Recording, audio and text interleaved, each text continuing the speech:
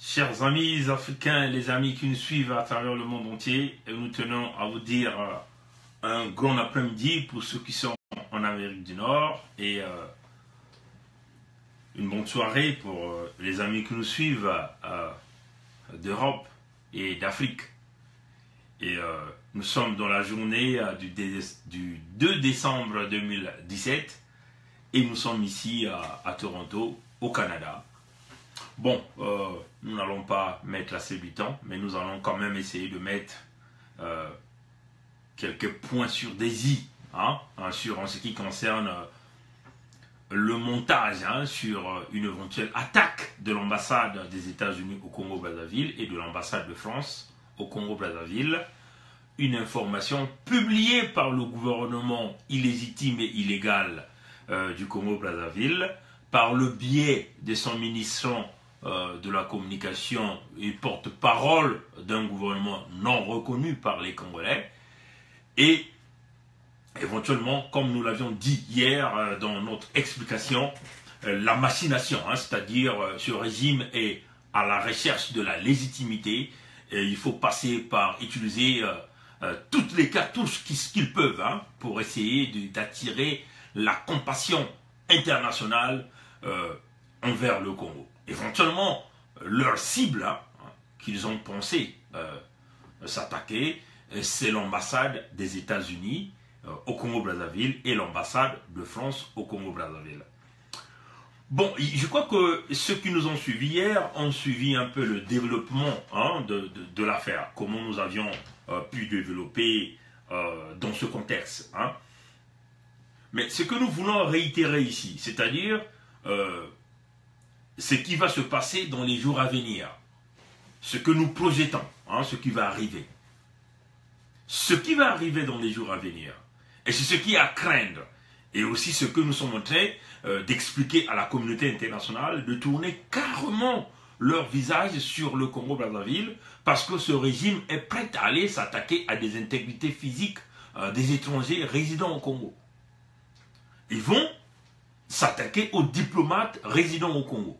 Ce régime s'attaquera aux Congolais ordinaires dans les jours qui vont venir.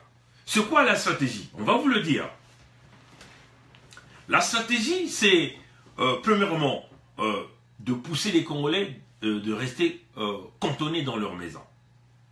Pourquoi? Parce que c'est un régime qui a volé tous les fonds de ce pays. C'est un régime qui a pillé l'économie de ce pays. C'est un régime qui ferme les hôpitaux, qui ferme les universités. Parce qu'il faut le dire dans ces conditions-là. L'université Marien Ngouabi ne fonctionne pas. Les enseignants sont en grève pour un problème des salaires impayés. Et le centre hospitalier universitaire de Brazzaville, et même la plupart des hôpitaux, parce que là, on venait même d'apprendre que même l'hôpital qu'il a ouvert en grande pompe, l'hôpital d'Oyo, dans son village natal, les médecins qui se trouvaient, c'était des Cubains. Tout ce monde venait de déserter cet hôpital d'Oyo là. Et ce monde, ces médecins cubains, les infirmières et les infirmiers cubains, ont quasiment plus de 3 mois sans paiement de salaire. Et donc, ils viennent de déserter. Et ceci est aussi le cas pour l'hôpital de Luandjili, l'hôpital Assissé de Pointe-Noire. L'hôpital de Luandjili, c'est bien à Pointe-Noire. Et n'en parlons pas des hôpitaux dans tous les autres centres à l'intérieur du pays. On peut parler d'Owando, de l'Alikwala, on peut parler de l'hôpital de Nkaï, de l'hôpital de Dolizy. Nous savons, tous ces hôpitaux, si déjà les grands centres ne fonctionnent pas, alors les hôpitaux qui sont à l'intérieur des régions, on ne peut plus compter. On ne peut plus compter la difficulté et la souffrance des populations qui vivent dans ces environs-là.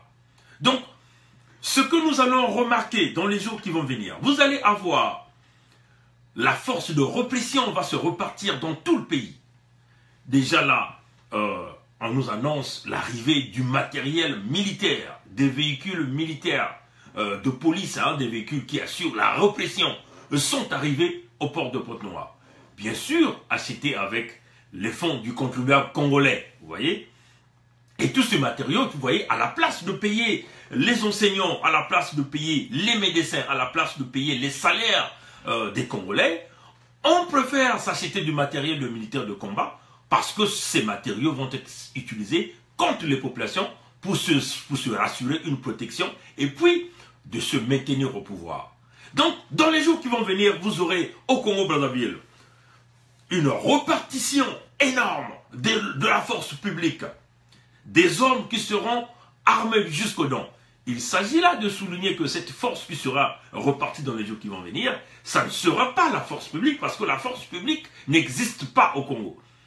C'est une armée privée que nous appelons la Gestapo, une armée qui est là pour assurer la répression, une police, une gendarmerie, qui est là pour assurer la répression, une police, une gendarmerie, une armée qui sont toutes acquises à des causes d'un seul homme, d'un clan, d'une famille.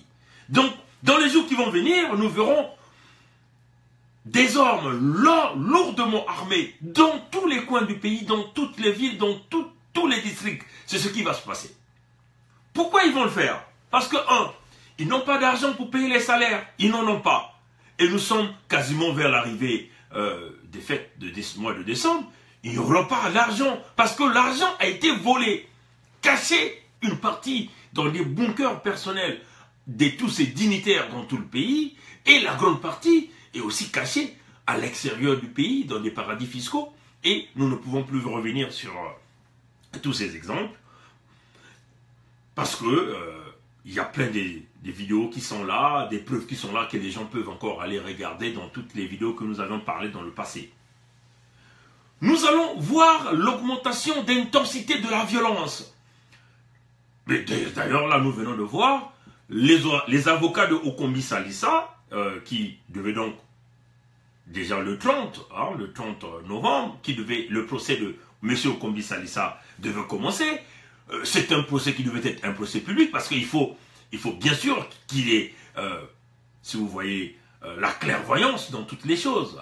C'est-à-dire, il faut que les gens sachent présenter les preuves, il faut que les gens suivent avec intérêt ce procès. Vous voyez, mais ces gens-là ont décidé d'aller faire un procès à huis clos. Vous voyez, donc ça sera juste un petit groupe de gens qui seront là, notamment les avocats et les magistrats du Congo qui ont déjà reçu des recommandations pour inculper un Congolais qui a été candidat à l'élection présidentielle et qui est opposant à ce régime, mais qu'il faut signaler que a même contribué à ramener Denis Sassou Nguesso au pouvoir en 1997 par un coup d'état militaire qui a entraîné la mort de milliers de Congolais. Okombi a décidé donc de tourner le dos parce qu'il a compris qu'on ne peut pas continuer à évoluer sur les mêmes méthodes, les mêmes principes qui ne fonctionnent pas. C'est-à-dire le vol, les assassinats, le pillage, la destruction, éventuellement l'hécatombe du Congo-Brazzaville. Donc, les avocats de Okombi qui voulaient organiser une conférence de presse, on a vu la violence qu'ils sont venus faire aux journalistes. Ils sont venus faire aux médias congolais, mais pas seulement les médias congolais, même les médias internationaux qui étaient sur place. Les matériaux ont été confisqués, leur matériel de travail. Ils ont été tabassés, la violence à outrance. Là, une deuxième preuve de violence, on a vu ça aujourd'hui avec les avocats du tribunal de grande instance au niveau de Pointe-Noire, lors des avocats au niveau de Pointe-Noire, qui voulaient se réunir aujourd'hui pour éventuellement prendre une décision. Et là, nous venons d'apprendre que la décision est prise. Les avocats de Pointe-Noire ont suivi leurs collègues de Brazzaville. Ils sont rentrés dans une grève générale illimitée parce que leur confrère a été arrêté illégalement parce que il a soi-disant fait une marche publique avec les opposants congolais. Vous voyez, donc, nous avions vu que quand ces avocats-là se réunissaient, l'armée de la répression, la Gestapo, est venue encercler le lieu juste pour continuer à intimider et à massacrer. Et nous allons voir aussi ces gens de violence vont continuer à augmenter dans tout le pays où vous ne pouvez pas vous réunir. La preuve en est que les opposants ont voulu faire une marche pacifique, ça a été réprimandé avec des violences énormes. Des jeunes ont été arrêtés, et on parle même des disparus parmi ces jeunes, vous voyez, et cela va continuer. Ils n'ont pas d'argent pour payer les salaires, donc ça va entraîner la grogne publique. Donc, ils n'auront pas de choix, c'est de sortir tout ce qu'ils ont pour éviter un soulèvement populaire. Et parmi les stratégies, on vient donc avec éventuellement des techniques qui consistent à vouloir parler d'une attaque terroriste au niveau de l'ambassade des États-Unis. et de l'ambassade de France. Mais ce qui est à craindre, chers compatriotes démocrates du monde entier, tous nos amis américains, c'est que, et d'ailleurs nous demandons à tous les diplomates qui sont au Congo de faire excessivement attention, hein, de réellement marcher avec des gardes, et nous demandons à leur pays de tutelle d'ouvrir grandement les yeux à ce régime criminel, parce que ce régime criminel est devenu prêt à s'attaquer à des diplomates. Ce régime est habitué, nous l'avons vu, l'explosion du 4 mars 2012, l'explosion des munitions de Sassou Nguesso qui a dévasté toute une grande partie de la ville de Brazzaville, Ampila. Et tout ce monde qui sont morts, on parle des milliers et des milliers de morts. Il n'y a pas eu de procès, personne n'a été accusé. Et ça, nous le savons. Nous nous souvenons des bombes. C'est un gouvernement, c'est un régime qui est habitué à poser des bombes. Nous nous souvenons des bombes posées dans un cinéma au Congo-Brazzaville, toujours sous Sassou Nguesso. Nous nous souvenons la bombe posée dans l'avion UTA et qui s'était écrasé dans le désert de Ténéré, toujours sous Sassou Nguesso. Donc, c'était quelqu'un qui est habitué à commettre des crimes de grandes échelles. Pour lui, s'attaquer à des diplomates, c'est un petit jeu. C'est un petit jeu. Voilà pourquoi nous appelons aux Américains, aux Français, aux Italiens, à tous ceux-là qui pensent qu'ils ont encore un partenaire au Congo-Brazzaville, ben, vous devez excessivement faire attention parce que cet homme est devenu sur le plan de s'attaquer aux diplomates afin d'attirer la compassion internationale, afin de trouver des partenaires qui viennent donc les assister dans le désastre qu'ils sont en train de créer au Congo-Brazzaville. Nous trouverons ces gens-là être capables de s'attaquer aux Américains physiquement, aux Français. Et c'est cela qui va arriver dans les jours qui vont venir. Nous allons aussi nous retrouver, ce régime va donc mettre en place des stratégies. Ces stratégies sont déjà là. Ils vont déguiser des hommes en armes appartenant à cette Gestapo, aller poser des bombes dans des lieux publics, comme les marchés, là où nos mamans sont en train de vendre pour chercher un gagne-pain. Les bars, les boîtes de nuit. Vous voyez, démocrates africains, peuple du monde entier, nous sommes là en train de partir vers un véritable danger dans ce régime criminel et dictatorial du Congo-Brazzaville. Voilà pourquoi nous appelons nos compatriotes, ceux qui sont au Congo, à la vigilance. À la vigilance.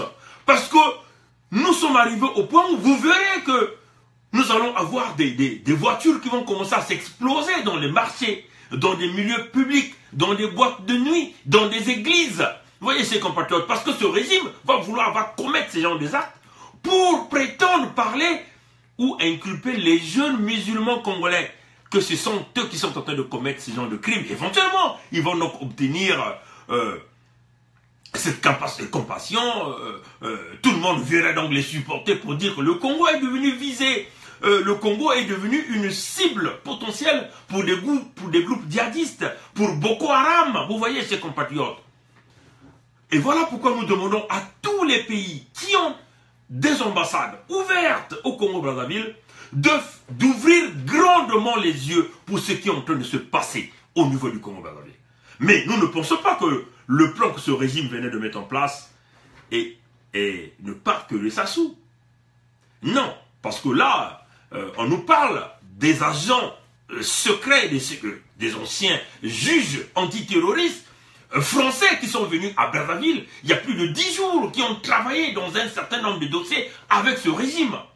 On nous parle des gens de services secrets, des anciens de services secrets français qui sont partis travailler avec Sassou. Est-ce que tout ce monde-là a travaillé dans ce projet-là pour venir essayer, si vous voulez, faire trembler les Américains? Éventuellement, on a juste mis la France à l'intérieur pour essayer de dire que bon, voilà, pour en fait essayer de camoufler. Nous appelons à la responsabilité, à l'esprit de responsabilité du président Trump pour dire que ce qui est en train de se passer au Congo est une machination purement et simplement montée par le régime criminel de Brazzaville afin de recevoir la compassion américaine, donc le support américain. Éventuellement, essayer de regagner la légitimité parce que c'est un régime illégal.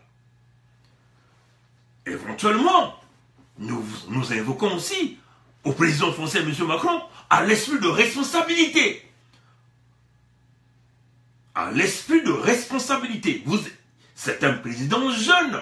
Certes qu'il y a des intérêts, mais les jeunes Congolais n'ont jamais menacé les intérêts de qui que ce soit. Tous les jeunes Congolais aujourd'hui se dirigent vers l'ambassade des États-Unis pour aller chercher des visas. Et c'est imaginable que ces jeunes-là, qui comptent sur les Américains pour aller trouver leur aide, vont chercher à aller s'attaquer aux Américains. C'est quasiment impossible ça. Pourquoi ces jeunes-là se dirigent vers l'ambassade des États-Unis? Parce que l'Amérique est devenue aujourd'hui un véritable partenaire des jeunes Congolais par le biais du centre culturel américain qui est là au niveau de Brazzaville. Il y a des opportunités, beaucoup plus d'opportunités aux États-Unis. Voilà pourquoi les jeunes Congolais comptent beaucoup plus sur les Américains par rapport aux Français, parce que les Français ont hermétiquement fermé leur ambassade aux jeunes Congolais. Et la plupart des jeunes Congolais ne croient plus au système francophone à cause de la mauvaise politique que la France est en train de faire en Afrique. Et tous ces jeunes-là se dirigent maintenant vers des pays anglophones. Vous allez aujourd'hui voir, par exemple, l'ambassade d'Italie au niveau du Congo est bourrée de lignes et des lignes de jeunes Congolais qui cherchent à aller chercher à trouver un visa pour s'échapper de cette hécatombe, de cet enfer que Denis Sassou Nguesso a mis en place au Congo. Et vous allez aussi voir plusieurs jeunes Congolais essayer d'aller au moins trouver une ouverture vers l'ambassade des États-Unis par le biais du programme que les Américains ont au niveau du Congo. Donc c'est impossible aux jeunes Congolais d'aller s'attaquer. L'homme qui est armé au Congo, nous le savons, qui ne fait que s'acheter des armes, tout l'argent qu'il a amassé dans tout le pétrole, il a investi plus de 85% de son budget dans les achats de l'armement. Donc, où ces jeunes Congolais-là trouveront-ils le matériel? Vous voyez, si jamais il y a des attentats à Brazzaville, il faut vous le dire, ceux qui ont l'habitude de nous suivre, ça veut seulement dire que c'est le régime en place qui a délégué leurs agents pour commettre ce genre d'actes. Et vous connaissez bien les manipulations et la propagande de ces régimes. Dans les jours qui vont venir, ils vont vous présenter un certain nombre d'individus qu'on va vouloir accuser qu'ils étaient potentiellement en train de préparer ce genre de coup.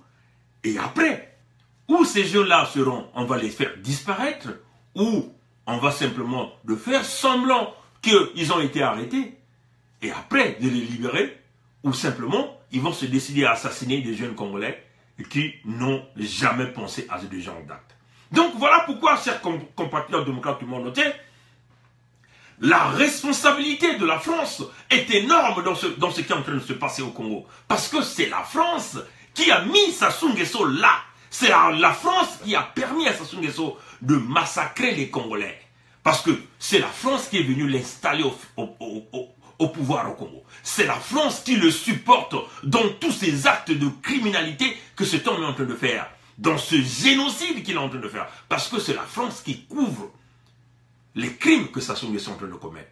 Le génocide dans le pool, un génocide qui est oublié par la communauté internationale. Mais c'est parce que c'est la France qui veut que ça soit oublié. C'est pas moi qui le dis. Nous allons écouter le plus grand avocat, l'homme qu'on appelait l'homme des valises, M. Robert Bourgi, celui-là qui emmenait les valises d'argent en partant de l'Afrique et les donnait à des politiques français. Ça ne part pas de moi, ça ne part pas de Bernard Pongui, mais M. Bourgi, celui qu'on appelait Monsieur Afrique par les valises d'argent qui partent des dictateurs africains pour venir donner aux politiciens français afin qu'ils ferment les yeux sur des crimes commis en Afrique noire francophone. Bien sûr, nous allons écouter ce qu'il va dire. Et donc, permettez-nous de tourner la caméra et nous allons continuer notre décryptage d'aujourd'hui. Et nous allons donc écouter ce que M. Bourgi va dire. Allez, on tourne la caméra. Paf, on est parti. Allez, un petit coup. Il y a des manifestations, des soulèvements dans tout le pays, des massacres. Et la France ne bouge pas. C'est pour cela qu'au début de mon propos, je disais que le président Macron a un devoir vis-à-vis de toutes les populations africaines, de toute la jeunesse africaine qui attendent beaucoup de lui. Il est jeune et ses semelles ne sont pas plombées parce que l'on appelait la France-Afrique. Et on lui dira facilement que c'est de l'ingérence. Si la France intervient dans les choix politiques des pays d'Afrique, elle sera considérée comme une ingérence, cette action-là. S'il a le mandat de l'ONU, un mandat international, comme l'a fait le président Sarkozy en Côte d'Ivoire, pour envoyer Laurent Gbagbo à La Haye. C'est pas difficile. Il prend le téléphone, il appelle le secrétaire général des Nations Unies, il appelle l'Union européenne, mandat lui est donné, il dégage. Il y avait un conflit. Bon, voilà. Nous avions entendu ce que M. Bourgi venait de dire. C'est bien la réalité. C'est un grand homme politique, un avocat de grand niveau, et qui a fait tout ce circuit des biens mal acquis, ce circuit des valises d'argent, le porteur des valises d'argent qui a porté, il a donné plusieurs fois des valises remplies de cash à Jacques Chirac, président de la France à cette époque, à Dominique de Villepin, à tous les réseaux Sarkozy. Il le dit, la France a une responsabilité, et un devoir que la France a pour l'Afrique noire francophone. Il suffit d'un seul coup de fil au secrétaire général des Nations Unies et à l'Union européenne. Cela dégage, les criminels dégagent, les reptiliens vont dégager. C'est cela la réalité. Nous l'avons dit hier, nous avons tous suivi l'interview de M. Macron quand M. Boisbouvier lui a posé cette question. Mais sa réponse était très ambiguë. Il dit qu'il ne venait pas en donneur de leçons. Mais là, nous entendons cet expert, comment il dit. Mais ce qui est très intéressant dans la conversation de M. Macron, il dit, pour ceux-là qui commettent des crimes en Libye, pour ceux-là qui sont en train d'assurer l'esclavage d'Africains noirs en Libye, ils passeront par une résolution au niveau des Nations Unies pour pouvoir, si vous voulez, considérer ces gens comme des criminels et éventuellement apporter des sanctions contre ces gens. Donc parmi ces sanctions, il y aura des interdictions de voyager, il y aura des gels des avoirs, des gels des comptes bancaires. Et ces gens-là seront considérés des criminels et même potentiel jugement à la haie. Ça ne vient pas de moi, mais les images parlent d'elles-mêmes. M. Macron l'a dit, il l'a dit. Bon, pourquoi M. Macron, qui est venu en Afrique, prétend dire qu'il écoute la voix des jeunes, pourquoi ils ne prennent pas cette résolution? Nous l'avons demandé plusieurs fois, nous ici au Canada, dans notre charte que nous avions déposée au gouvernement fédéral du Canada, et partout où nous sommes passés, nous avions évoqué une résolution des Nations Unies au niveau du Congo-Brazzaville qui permettait donc de mettre en place, si vous voulez, des sanctions, interdiction de voyager, gel des avoirs, interdiction d'obtenir des visas comme d'ailleurs qui sont en train de le faire, éventuellement porter des accusations de crimes contre l'humanité à ce régime criminel. Mais cette résolution est bloquée au niveau des Nations Unies par qui? Par la France. Par la France. Parce qu'il faut le dire que tous les pays francophones d'Afrique noire sont sous la tutelle de la France au niveau des Nations Unies. Donc, c'est la France qui doit poser donc une résolution sur le Conseil de sécurité des Nations Unies afin que cette résolution puisse aller en avant. Donc, ça n'a jamais été fait parce que la France bloque. La France accepte que la dictature continue à s'enfoncer, que ces gens-là continuent à commettre ces crimes. Parce qu'il faut le dire que ces gens-là sont en train d'exercer ces crimes aux yeux de tout le monde, avec l'aisance, avec la confiance et la confidence totale de la France. Alors, démocrates africains, nous voulons voir dans les jours qui vont arriver, éventuellement, un véritable changement de politique. Quand M. Macron dit qu'il n'y a plus de politique France-Afrique, mais nous nous posons la question, s'il n'y a plus de politique France-Afrique, pourquoi donc le président actuel français qui venait d'être mis au pouvoir par les Français, par le biais des votes, venait de faire au moins plus de 4 voyages déjà sur l'Afrique? Ça veut seulement dire qu'il y a bien une relation qui continue d'exister. Comme M. Bourgi, si vous suivez bien dans ses interventions, quand il dit, est-ce que les valises d'argent continuent à trafiquer? Il dit, il ne sait pas à sa connaissance, mais il doute vraiment que les transactions des valises d'argent en partant de l'Afrique vers la France s'est arrêté. Il doute réellement. Il dit, connaissons le système. Je doute fort que réellement les valises se sont arrêtées. Alors, que M. Macron nous prouve le contraire. Sassou a commis des crimes de guerre, des crimes contre l'humanité au Congo-Brazzaville. Et il continue de le commettre pendant plusieurs années. Le plus récent qu'il est en train de commettre, c'est l'extermination des populations au niveau du département du Poul, où nous avions 380 000 populations existantes. Aujourd'hui, on nous parle qu'il y a seulement 100 000 déplacés qui se sont retrouvés dans le département de la Bouenza. Mais où sont passés les 200 autres 80 000 citoyens qui vivaient dans le département du Poul? On considère qu'ils ont été massacrés purement et simplement, décimés par Denis Sassou Nguesso. On nous parle plus de 500 villages détruits dans le département du Poul. Donc nous comprenons que Sassou a commis des crimes de guerre, des crimes contre l'humanité. Les lois de guerre, selon les Nations Unies, ou la Convention de Genève, nous dit on ne peut pas fermer des hôpitaux, on ne peut pas s'attaquer aux travailleurs humanitaires. Mais les travailleurs humanitaires sont bien attaqués au Congo-Brazzaville. On ferme les hôpitaux pour des raisons personnelles, parce que les hommes ont mal géré. Et des gens continuent à mourir. On a vu les Congolais qui sont partis manifester à Genève pour éventuellement interpeller l'OMS. Mais vous comprenez que l'OMS a un siège au Congo. Mais tout ce monde, personne ne bouge d'un cran. Est-ce qu'on se dit que tout ce monde sont achetés par ces mêmes valises d'argent? C'est la question que nous nous posons. Mais en tout cas, pour les amis américains, nous comprenons qu'il suffit d'un seul coup de fil au secrétaire général des Nations Unies, à l'Union européenne, parce que c'est eux les plus puissants, c'est eux qui décident qui va être au pouvoir. C'est cela la réalité, même si on ne veut pas vous le dire. Mais là, nous sommes en face des gens qui ont commis des crimes. Sarkozy l'a fait. Il est allé déboulonner le président Laurent Gbagbo, en réalité, qui n'avait rien fait, qui était même le gagnant de l'élection. Ils ont massacré les jeunes Ivoiriens. Sarkozy est en liberté. Sarkozy a obtenu le mandat de l'ONU pour aller massacrer Kadhafi. Il est en liberté. Gbagbo est à la haie. Kadhafi est sous le sol. Et donc, pourquoi on choisit les dictateurs? Ceux-là qui continuent à massacrer. Est-ce que Gbagbo avait assassiné des Ivoiriens? Non, il ne l'a pas fait.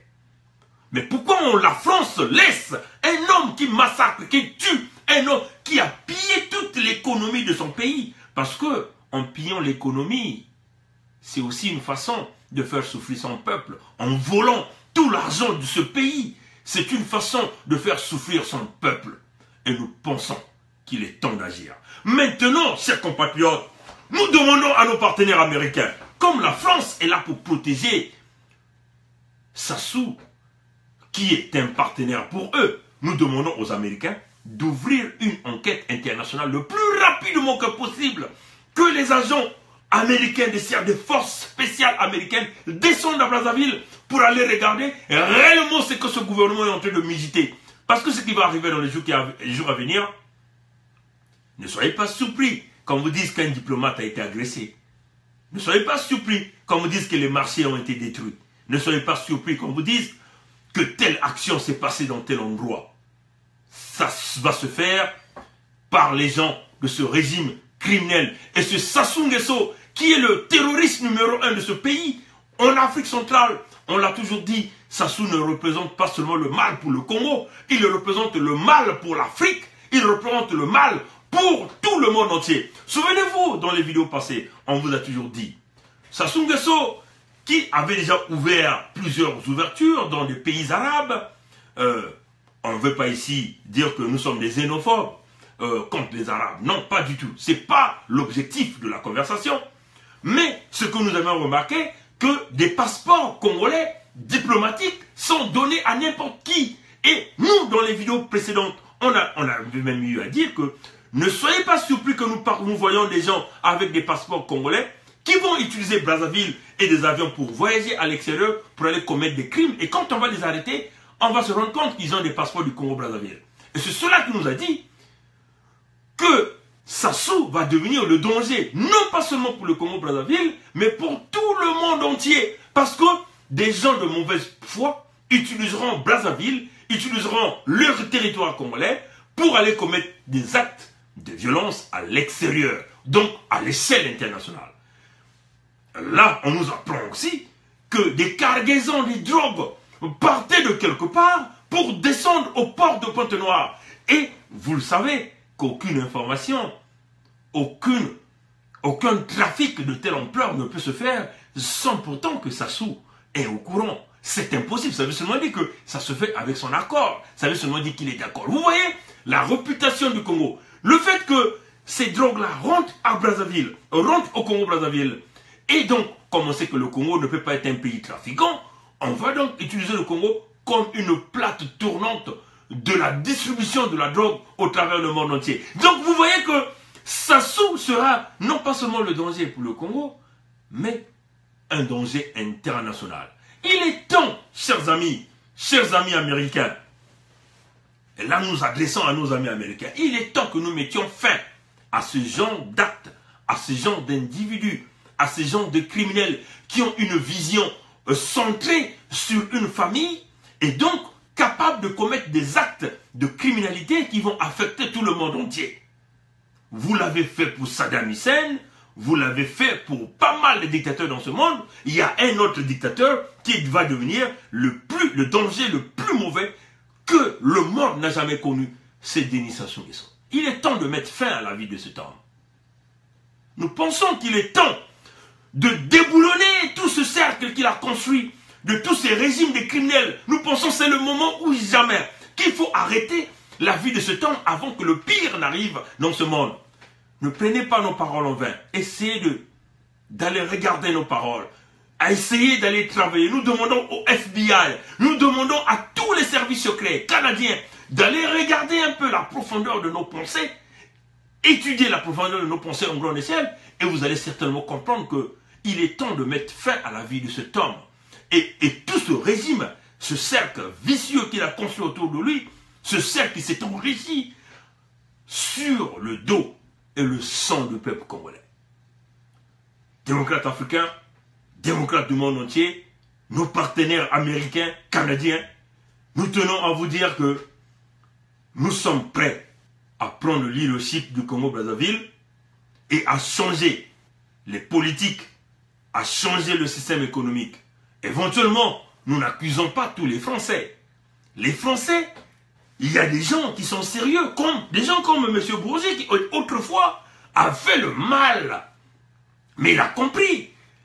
Quand un homme, ce qui nous différencie des animaux, et c'est cette capacité de raisonnement. Hein? L'homme a cette capacité de raisonnement.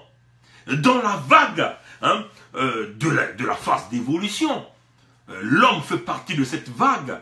Mais nous voyons que dans la vague animale, il y a aussi des hommes qui sont à l'intérieur. Et dans la vague des animaux, il y a aussi des hommes qui sont à l'intérieur. Des hommes qui prennent le caractère reptilien comme des présidents poubelles africains, des dictateurs qui sont là pour empoisonner, envenimer, tuer pour le bien d'argent, le bien matériel, parce qu'on a des idéologies différentes de la vision politique. Ceux-là n'ont plus la place sur cette planète. Il est temps de mettre fin à ce régime criminel et dictatorial de Denis Sassou Nguesso. Il est temps de mettre fin à la vie de cet homme. Mais nous souhaitons que cet homme soit jugé, condamné. Nous souhaitons que ce régime soit jugé, condamné. Nous souhaitons que la fin arrive dès maintenant. Que Dieu nous bénisse et que Dieu nous protège. Et nous continuons notre lutte. Merci d'avoir suivi la vidéo. Essayez de la partager. Et nous vous disons merci et au revoir.